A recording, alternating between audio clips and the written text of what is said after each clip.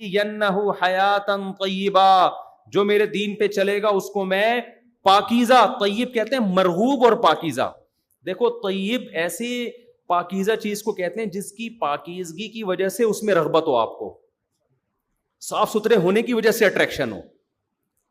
شراب میں بھی اٹریکشن ہے شرابیوں کے لیے، لیکن وہ طیب نہیں ہے. تبھی جن کی جو نیچر پر ہے نا، ان کو شراب سے اسمیل آتی ہے، بدبو آتی ہے، وہ کہتے ہیں ہٹاؤ یہاں سے. جو گندے ہو جاتے ہیں وہ پی لیتے ہیں. تو طیب کا مطلب کیا ہے؟ فَلَنُحْيِيَنَّهُ حَيَاةً طَيِّبَةً، اللہ کہتے ہیں ایسی زندگی دوں گا جو اٹریکٹیو ہوگی اور پاکیزہ، اس کی پاکیزگی میں لذت ہے. جیسے انسان میلا کچیلا ہو اور ایک دم نہا کے صاف ستھرا ہو، کیسا سکون محسوس ہوتا ہے. تو گناہوں سے توبہ کر کے، برائیوں سے توبہ کر کے، شریعت پہ چل کے، اللہ کہتے ہیں اس کو بھی ایسا ہی سکون محسوس ہوگا جیسے صاف ستھرا ہو گیا. تو خیر میں جلدی سے آیت کو سمیٹتا ہوں. اللہ کہتے ہیں یہ جو لذتیں میں تمہیں دے رہا ہوں کہ رج کے کھاؤ اتنے پھل جو جن کے درخت پھلوں سے لدے ہوئے ہوں گے. اللہ چاہتے پیٹیوں میں بھی آم پیدا کر سکتے تھے نا جنت میں. کیا خیال ہے بھائی؟ اللہ چاہتے فریج رکھ دیتے بہت بڑا کہ اس کو کھولو، اس میں آلو بخارا بھی رکھا ہے، خربوزہ بھی رکھا ہے، آم بھی رکھا ہے، اور یہ کچن ہے اس میں سموسہ بھی رکھا ہے، پکوڑا بھی رکھا ہے. نا نا نا نا، ایسے وہ لذت نہیں ہے جو میں نے بارہا یہ تجربہ کیا ہے. آپ امرود خرید کے کھائیں، زیادہ نہیں کھا سکتے. باغات میں چلے جاؤ، پتہ نہیں کتنے کھا لیتا ہے. پچھلے سال میں ایک امرود کے باغ میں گیا، میں سارا دن امرود ہی کھاتا رہا ہوں. ایک عجیب لذت آتی ہے اس میں، توڑ کے کھاتا رہتا ہے انسان، اور عجیب اس میں لذت ہوتی ہے. آپ خرید کے کھائیں نہیں کھا سکتے زیادہ. تو درخت میں جو پھل لٹکا ہوا ہوتا ہے نا، سیب کے باغات میں ہم 8-10 سال پہلے گئے، وہاں ہم اور بھی دوست تھے. اگر میں اکیلا ہوتا تو میں سمجھتا شاید میں کو پیٹوں، اور بھی ہمارے ساتھ دوست تھے، سارے سیب اتنے کھائے ہم نے، اتنے کھائے. یہ ایک الگ لذت ہے. باغات میں جو پھل لدے ہوئے ہوتے ہیں اس میں ایک الگ اٹریکشن ہوتی ہے. تو اللہ کہتے ہیں تم نے جو ماضی میں اعمال کیے ہیں نا وہ اتنے اچھے کیے ہیں، ان اچھوں کی وجہ سے اب تم یہاں کیا کرو؟ عیاشی. تو کیا وہ اچھے اعمال ہیں بھائی جو جس کی وجہ سے اللہ اتنا خوش ہو جاتا ہے؟ وہ کیا اچھے اعمال ہیں؟ تو وہ اچھے اعمال میں بیسک کیا ہے؟ برائیوں سے بچنا. اسی کو اچھا عمل کہا ہے. سمجھتے ہو کہ نہیں سمجھتے؟ فحش فلمیں دیکھنا چھوڑ دے انسان، یہ برائی ہے. بد نظری کرنا چھوڑ دے، زنا کرنا چھوڑ دے، شراب پینا بولو چھوڑ دے، داڑھی کٹانا چھوڑ دے، نماز قضا کرنا چھوڑ دے، ماں باپ کے ساتھ بدتمیزی چھوڑ دے، رشتہ داری توڑنا. جتنے بھی گناہ ہیں، یہ میں اپنی طرف سے نہیں کہہ رہا، قرآن کہہ رہا ہے ان تجتنبوا کبائر ما تنہون عنہ. جن گناہوں سے تمہیں روکا جا رہا ہے ان میں بڑے بڑے گناہوں سے اگر تم بچ گئے، نکفر عنکم سیئاتکم، چھوٹے چھوٹے کیا کر دوں گا؟ معاف. واہ بھائی واہ، سمجھ میں آ رہی ہے بات؟ یعنی اللہ خود اس کو برائی بھی کہہ رہا ہے، لیکن کہہ رہا ہے اگر چھوٹی ہے تو کوئی بات نہیں.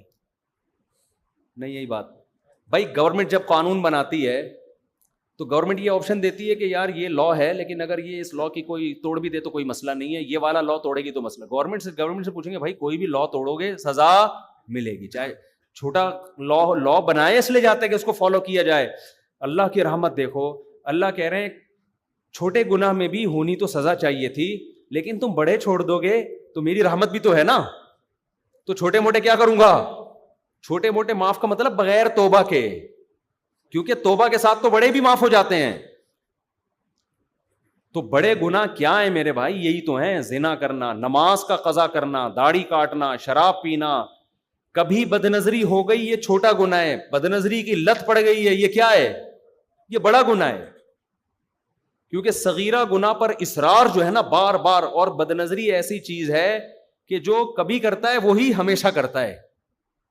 یعنی آپ نے سن لیا کہ کبھی کبھار تو چھوٹا ہے تو آپ نے کہا چلو ایک دفعہ دیکھ لو، ایسا نہیں ہوتا. وہی متنبی والی بات ہے، ایک خواہش آپ نے پوری کر لی نا، جو جب آپ نظر ہٹاؤ گے وہاں سے، وہ ہزاروں انڈے بچے اس خواہش نے دے دیے ہوں گے. پھر آپ کا دل کرے گا یار وہ دیکھا تھا، وہاں بھی دیکھو، وہاں بھی دیکھو، پھر انٹرنیٹ پر دیکھو گے فوش چیزیں، پھر اس سے آگے بڑھو گے تو یہ خواہشات بڑھتی چلی جائیں گی.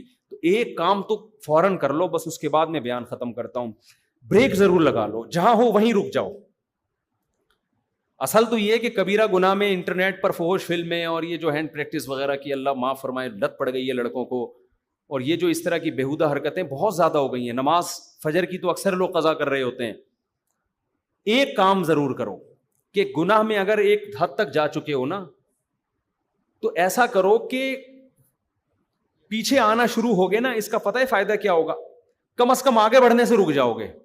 ایک آدمی نے مجھے کہا کہ یار مجھے فحش فلمیں دیکھنے کی عادت ہے, میں جب دیکھتا ہوں میں توبہ بھی کرتا ہوں, صدقہ بھی کرتا ہوں, روزے بھی رکھتا ہوں, سزا بھی دیتا ہوں, صحیح رو رو کے توبہ کرتا ہوں, پھر دوبارہ دیکھ لیتا ہوں, پھر توبہ کرتا ہوں, اور ایسا لگتا ہے اب کبھی نہیں ہوگا, اور اب میں ہمیشہ کے لیے بچ گیا, اور صدقہ بھی کیا, سزا بھی دی, روزہ بھی رکھا, پھر کر لیتا ہوں. میں نے اس سے کہا, میں نے کہا اس روش سے باز نہیں آنا, یعنی اس توبہ سے, یہ سوچ کے کہ مجھ سے بار بار گناہ ہو جاتا ہے تو اب میں صدقہ نہیں دوں گا, روزہ نہیں رکھوں گا, اور اب میں گناہ پہ کمپرومائز کر لوں گا, یہ کبھی نہ کرنا. سمجھ میں آ رہی ہے بات میں کیا کہنا چاہ رہا ہوں؟ بے شک بار بار گناہ ہو رہا ہے, لیکن بار بار توبہ بھی تو ہو رہی ہے نا. ٹھیک ہے گناہ چھوٹ نہیں رہا, یہ غلط ہے, اصل تو یہ کہ چھوڑو اس کو, لیکن میں نے کہا اگر یہ کہہ کے توبہ یا صدقہ یا سزا دینا چھوڑ دی نا, تو پھر اس سے آگے جاؤ گے. ابھی اس سزا کی وجہ سے وہیں بریک لگی ہوئی ہے آپ کی.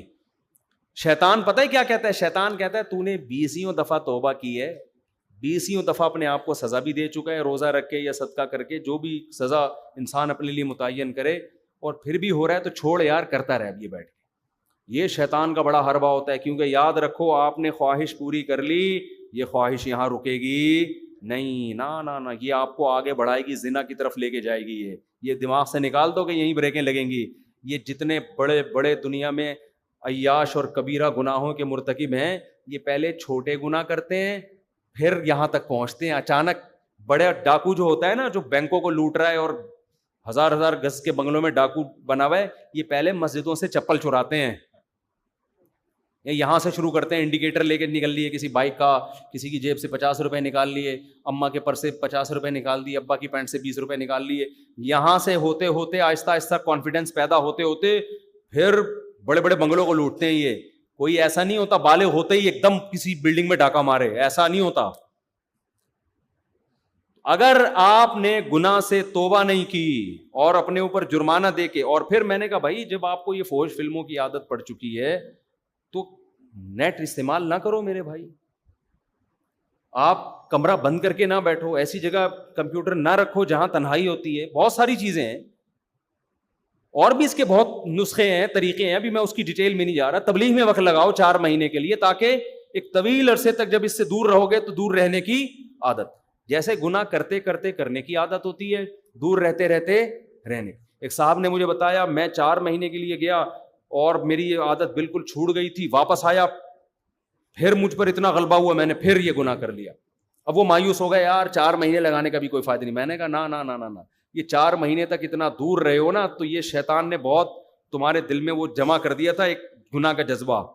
وہ اس سے کبھی بھی یہ نہ کہنا کہ 4 مہینے کا فائدہ نہیں ہوا, ہو گیا فوراً توبہ کرو, چلے کے لیے نکل جاؤ, لڑو بھائی. ہتھیار ڈال دیے تو جہنم کی آگ ہے, لڑتے رہے تو شاید اللہ بخش دے گا. نہیں آئی بات, میرا خیال ہے لڑتے لڑتے مر گئے نا, بخشش کا چانس ہے, اللہ کہے گا اپنی طرف سے پوری کوشش کر رہا تھا, یہ کچھ اللہ بھی تو کرے گا نا. لیکن اگر ہتھیار ڈال دیے بھائی میرا کام نہیں ہے, میں نہیں چھوڑ سکتا, اس کا مطلب آپ آگ میں جلنے پر راضی ہو گئے ہو, تو اللہ کہتا ہے انلزمکموہا وانتم لہا کارہون, تم بخشش نہیں چاہتے, مجھ سے امیدیں لگاتے ہو کہ میں بخش دوں گا, ایسا نہیں ہوتا. تم جب جہنم پہ راضی ہو. ہمارے اسکول میں ایک استانی صاحبہ تھیں, انہوں نے ایک واقعہ ہمیں سنایا. وہ واقعہ تو کوئی مستند نہیں ہے, لیکن مجھے وہ واقعہ یاد رہ گیا, بہت پرانی بات ہے. اچھا, وہ ہماری ٹیچر بھی بڑی لبرل قسم کی تھیں, وہ پردہ وردہ بھی نہیں کرتی تھی, بہت ہی لبرل, لیکن کچھ ہوتے دنیا دار ہیں, لیکن ایسی کوئی سبق کی بات کہہ کے چلے جاتے ہیں, وہ انسٹال ہو جاتی ہے دماغ میں. انہوں نے واقعہ سنایا, یہ واقعہ کوئی مستند نہیں ہے, میں نے کسی مستند کتاب میں نہیں پڑھا, لیکن اس سے جو سبق مل رہا ہے نا, وہ سبق کیا ہے؟ وہ سبق بالکل ٹھیک ہے. تو میں اس نیت سے سنا رہا ہوں کہ واقعہ ہو سکتا ہے ہو بھی, ہمارا علم ایسا تو نہیں ہے کہ ساری کائنات کا ہمیں علم ہے, ہو سکتا ہے وہ کسی مستند کتاب میں, مستند روایت میں. تو انہوں نے کہا کہ ایک عورت سے کوئی گناہ ہو گیا, بدکاری ہو گئی. وہ موسیٰ علیہ السلام کے پاس آئی اور کہنے لگی کہ مجھ سے ایک بہت بڑا جرم ہو گیا ہے, آپ اللہ سے پوچھ کے بتاؤ کہ کیا میرا وہ جرم معاف ہو جائے گا اگر میں سچے دل سے توبہ کروں اور دوبارہ کبھی اس گناہ کے قریب نہ جاؤں. تو موسیٰ علیہ السلام نے کوہ طور پہ اللہ سے پوچھا تو اللہ نے کہا کہ ہاں اس عورت کو بول دو کہ اگر سچی توبہ کر لی اور دوبارہ کبھی کرنے کا ارادہ نہیں ہے تو معاف. اچھا, اس عورت نے گناہ نہیں بتایا کہ کیا ہوا. اس عورت نے کہا موسیٰ علیہ السلام سے کہ چھوٹا گناہ نہیں ہے, بہت بڑا گناہ ہے, دیکھ لو, اللہ سے دوبارہ پوچھو, شاید آپ کو بات سمجھ میں آئی نہیں ہے, چھوٹا موٹا نہیں ہے. یعنی وہ عورت بھی حیرت تھی, اتنا بڑا گناہ کیسے معاف ہو جائے گا بھائی, تو اللہ سے دوبارہ پوچھو. موسیٰ علیہ السلام نے دوبارہ پوچھا, اللہ نے کہا معاف کر دوں گا اگر یہ سچے دل سے توبہ کر لے. پھر آئے تو اس عورت نے پھر کہا دوبارہ پوچھیں, چھوٹا گناہ نہیں ہے. اب دیکھو اللہ معاف کرنا چاہ رہا ہے اور ان کو کیا ہو رہی ہے, تکلیف ہو رہی ہے, ان کو تکلیف ہو رہی. موسیٰ دوبارہ پوچھ کے آؤ. موسیٰ علیہ السلام دوبارہ پوچھ کے, اللہ نے کہا بول دیا بھائی جتنا بھی بڑا گناہ ہو سچی توبہ کر لی, آئندہ نہ کرنے کا عزم معاف. جب تیسری دفعہ پوچھ کے آئے اس عورت نے کہا زنا ہوا ہے مجھ سے, بدکاری ہوئی ہے, یہ کیسے معاف ہوگا, دوبارہ پوچھ کے آؤ. اب یعنی اس عورت نے کہا پورا میں گناہ کا بتا کے بتاؤں نا, ایسے شاید ان کی سمجھ میں نہیں آ رہا ہے. تو موسیٰ علیہ السلام اللہ کے پاس گئے, وہ کہہ رہی بدکاری ہوئی. اللہ نے کہا اب نہیں معاف کروں گا میں, اب میں اس کو معاف نہیں کروں. تو پتہ نہیں مستند ہے نہیں ہے, لیکن اس سے جو میسج مل رہا ہے وہ کیا مل رہا ہے کہ جب آپ خود اس پہ راضی ہو گئے کہ یار یہ میری سمجھ میں نہیں آ رہا کیسے معاف ہوگا, اور پتہ نہیں اللہ, یعنی آپ اپنے گناہ کو اللہ کی رحمت سے کیا سمجھ رہے ہو, بڑا سمجھ رہے ہو, تو اللہ کہتے ہیں جب تجھے یہ اعتراض ہو رہا ہے کہ میں معاف نہیں کر سکتا تو پھر جاؤ, پھر جہنم میں جلنے کا شوق ہے تو جاؤ نا بھائی. جس کو جہنم کا خوف ہے اس کو تو تھوڑی سی امید بھی کافی ہے یا نہیں ہے, تھوڑی سی امید بھی کافی ہے اس کے لیے, یار تھوڑی سی بھی کہیں سے سرا مل جائے نا تو اسی سرے کو ہم تو بچنا ہے جہنم سے, چاہے بار بار گناہ ہو رہا ہے بھائی, اللہ سے کہنا ہے ہم نہیں جا سکتے, ہمیں نہیں چاہیے جہنم, چاہے میرے سے 100 دفعہ معاف کرنا ہے تجھے, صحیح ہے نا, ہم نہیں, ہمیں سے برداشت نہیں ہوتا. تبھی تو حدیث میں آتا ہے کہ اللہ سے یوں نہ دعا کرو اے اللہ تو چاہے تو معاف کر دے, چاہے تو معاف نہ کرے, تو چاہے تو میری دعا قبول کر لے. تو کہا کہ اللہ جو چاہے گا وہی ہوگا. ہم نے دعا میں اللہ سے مانگنی, اللہ تو نے یہ کام کرنا ہے, باقی اللہ تو کرے گا وہی جو اس کی چاہ. لیکن بھائی ہم یہ نہیں کہہ سکتے اے اللہ ایکچولی میں چاہتا تو ہوں جہنم سے بچنا, تو اگر چاہے تو مجھے بچا لے جہنم سے. یہ عبدیت کے خلاف ہے. اللہ نہیں بھائی, ہم نہیں جہنم میں جا سکتے. ہم اگر بار بار گناہ ہم سے ہو رہا ہے, شیطان مروا رہا ہے, ہمیں کروا رہا ہے, ہمارا بیڑا غرق کر رہا ہے, ہم ندامت ہوتی ہے یار یہ کیا ہو گیا, ہم سے معافی چاہیے موت سے پہلے پہلے, کیونکہ موت کا کچھ پتہ نہیں ہے. گناہ ہو گیا فوراً توبہ کی طرف دوڑو بھائی, موت سے پہلے ہاتھ اٹھانے کی توفیق مل جائے, بڑی نعمت ہے اللہ کی. کیونکہ اللہ جیسے گناہ سے ناراض ہوتا ہے تو گناہ سے توبہ کرنے پر خوش بھی تو ہوتا ہے نا. یہ نظام عدل تھوڑی ہے کہ جب گناہ ہوا تو سزا دے رہا ہے اور جب گناہ کی معافی مانگ رہے ہو تو پھر جزا نہیں دے رہا. وہ کہے گا بھائی جیسے گناہ پہ عذاب دیتا ہوں ایسے ہی توبہ ایک نیکی ہے, اس توبہ پہ کیا کرتا ہوں میں, خوش بھی تو ہوتا ہوں میں. ہمارے ایک دوست تھے بچپن میں, ان کو شراب کی اور الٹی سیدھی چیزوں کی عادت پڑ گئی. ان کو میں کسی خانقاہ میں لے گیا, حضرت حکیم اختر صاحب رحمہ اللہ تعالیٰ, بڑے بزرگ تھے, زندہ تھے, ان کے پاس میں لے گیا. میں نے ان سے اس کو بیعت کروا دیا. اب وہ ایک دن آیا میرے پاس, کہہ رہا ہے یار میں بیعت ہو گیا, بڑا فائدہ ہو, لیکن پھر مجھ سے گناہ ہو جاتا ہے اور بار بار توبہ کرتا ہوں, اب تو مجھے توبہ کرتے ہوئے شرم آ رہی ہے. توبہ کرتے ہوئے کیا آ رہی ہے, شرم آ رہی ہے. کہ اللہ بھی کہے گا وہی کل توبہ کر کے گیا تھا, رو رو کے ایسے گڑ گڑا جیسے سے زیادہ نیک دنیا میں کوئی ہے ہی نہیں, ٹھیک ہے. اگلے دن پھر بدماشی کر کے آ رہا ہے. تو وہ گٹکا بھی کھاتا تھا. گٹکا اس وقت میرا خیال ایجاد نہیں ہوا تھا. سگریٹ, پان, نسوار, چرس, جو نشہ نہیں کر رہا تھا نا وہ نشہ تھا جس کے اس کے پاس پیسے نہیں ہوتے تھے, باقی ساری چیزیں کر رہا تھا وہ. اور اس کو ہدایت بھی کیسے ملی, توبہ کی توفیق. توبہ کی توفیق ایسے ملی, کسی قادیانی نے اس کو لندن کے ویزے کی لالچ دے کے قادیانی بنانے لگا تھا اس کو. اچھا, ہم سے آ کے قادیانیوں کے فیور میں بات کرتا تھا. میں اسے سمجھاتا تھا بھائی مرزا غلام احمد قادیانی جھوٹا نبی ہے, ایمان کیوں بیچ رہا ہے تو ہمارا, کیونکہ دوست تھا نا, اس کو ہم سمجھا رہے یار تو شراب کباب سے اب یہاں بھی تو ایمان بیچ رہا ہے, کیا کر رہا ہے. اتنی بحث ہوتی, نہیں بات سمجھ میں آتی. ایک دن آیا میرے پاس میں, جمعرات کو نا میری چھٹی ہوتی تھی مدرسے کی, میں گھر آتا تھا تو وہ ملنے کے لیے آ گیا. مجھے کہتا ہے آپ سے ضروری بات ہے. اندھیرے میں لے گیا, وہاں پیچھے کہیں جو ہے نا وہ نئی آبادی بن رہی تھی, وہاں نئی نئی سڑکیں بچھی تھی, آبادی وہاں اندھیرے میں لے گیا. کہہ رہا بھائی میں توبہ کرتا ہوں قادیانیت سے, احمدیت سے, میری توبہ. میں نے کہا اللہ یہ کیسے ہدایت دی بھی, کیا ہوا؟ کہہ رہے یار جس قادیانی نے, ناظم آباد میں ایک بڑا سیٹ تھا مالدار, وہ مجھے اس نے لالچ دی ہوئی تھی کہ یو کے کا ویزا دلوا دوں گا, قادیانی ہو جاؤ, اور میں ویزے کی لالچ میں, اور مجھے کہتے ایک دن کیا ہوا, مجھے اپنے گھر میں لے کر گیا, اندر 50 سال اس کی عمر تھی. کہہ رہا اتنا خوبصورت ہینڈسم آدمی تھا وہ, اندر بیٹھا ہوا ہے, میں باہر ہوں, نکل ہی نہیں رہا. گھنٹہ ہو گیا, 2 گھنٹے ہو گئے, باہر ہی نہیں آیا. اس کے بیٹوں کو بلایا, دروازہ کھلا تو ہارٹ اٹیک ہوا ہوا ہے, اوندا پڑا ہوا ہے اور منہ سے خون نکل رہا ہے. کہہ رہا ہے میں کانپنے لگا. میں نے کہا بھائی یہ دنیا کا انجام کیا ہے؟ یہ انجام ہے جس مال کے پیچھے میں بھاگ رہا ہوں. یعنی اس کے دل میں تو لالچ تھی نا کہ لندن کا ویزا ملے گا, یہ ہوگا وہ ہوگا. کہہ رہا میں نے کہا یار یہ دنیا ہے. 2 منٹ نہیں لگے اس آدمی کو, جو مجھے جنت کے باغات دکھا رہا ہے دنیا میں, خود اس کا اپنا انجام کیا ہوا ہے. تو کسی کے ساتھ بھی موت ہو سکتی ہے نا. کہہ رہا 50 سال کا ینگ آدمی, ایسے ہی موتیں ہوتی ہیں, آپ دیکھ لو, کھڑے کھڑے لوگ گر جاتے ہیں. کہہ رہے میں نے کہا یار میں اپنا ایمان بیچ رہا ہوں یار ان پیسوں کے پیچھے, کل میرا بھی یہی انجام ہوگا. تو اس کے الفاظ میں بتا رہا ہوں. قادیانی اعتراض کریں گے کہ یار یہ کیسی باتیں کر رہا ہے, میں اس کے الفاظ بتا رہا ہوں جو میں نے خود سنے ہیں. قادیانی اس کو مانے نہ مانے یہ ان کا مذہب ہے.